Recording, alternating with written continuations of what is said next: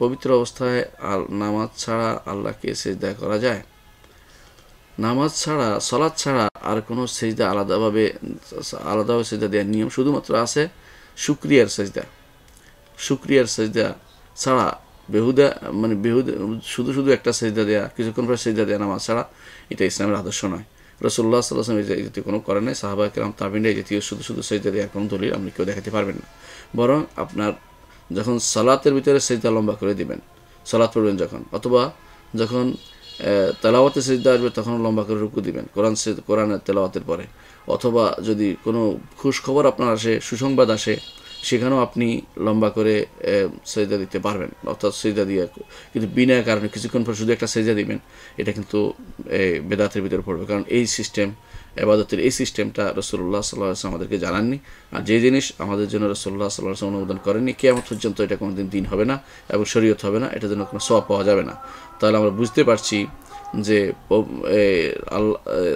পবিত্র থাকলেও আল্লাহকে, নামাজ ছাড়া আল্লাহকে সিজদা করার সিস্টেমটা আসলে অনুমোদিত না। শুধুমাত্র যেটা বলেছি, তেলাওয়াতের সিজদা অথবা শুকরিয়ার সিজদা। কোনো একটা ভালো সুসংবাদ আসছে, আপনার ছেলে হয়েছে, মেয়ে হয়েছে, অথবা আপনি পাশ করছেন পরীক্ষায়, অথবা আপনি কোনো বড় ধরনের বিপদ থেকে আল্লাহ উদ্ধার করছে, হ্যাঁ, অথবা কাফেরদের কোনো বড় ক্ষতি হয়েছে, ইমানদারদের জয় হয়েছে, আপনি সেখানে আপনি শুকরিয়া সিজদা করলেন, সেটা আপনার জন্য অজুও জরুরি না, বরং সিজদা এমনি করা যাবে সেটা। আর তেলাওয়াতে সিজদা কোরআন তো পড়ছেনই, সে তার অজু নিশ্চয়ই আছে, সেই অবস্থায় আপনি তেলাওয়াতে সিজদা করলেন। এমনকি তেলাওয়াতে সিজদা যদি অজু বাদেও কেউ পড়ে, আমরা জানি যে কোরআনে কারীম অজু বাদে পড়া যায়, সেহেতু সিজদা তখন অজু বাদে করা যায়, অনেকে বলেছেন, যদিও আবু হানিফা রাহমাতুল্লাহর মতে সিজদা এটা অজু লাগবে।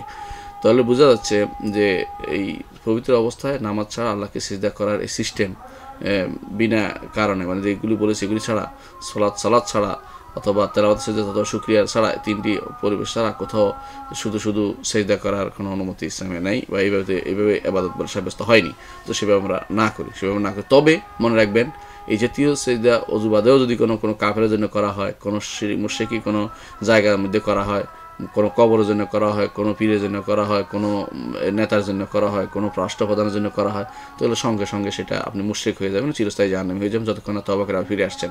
কিন্তু ইবাদত হতে হলে অবশ্যই রাসূলুল্লাহ সাল্লাল্লাহু আলাইহি ওয়াসাল্লামের আদর্শ মোতাবেক হতে হবে। শিরক হওয়ার জন্য একটি অংশ, ইবাদতের কিছু অংশ দিয়ে দিলে হবে, সেখানে পুরোপুরি নিয়ম, মানে সেহেতু রাসূল শিরক দেখাননি, ইবাদত দেখিয়েছেন, সুতরাং এর বিপরীতটা হওয়ার জন্য অজু লাগবে না, বা কোনো বিনা সালাত ছাড়াও আপনি যখন কারো জন্য সিজদা করবেন অথবা কোনো কবরে সিজদা করবেন, আপনি মুশরিক হয়ে যাবেন এবং চিরস্থায়ী জাহান্নামী হয়ে যাবেন।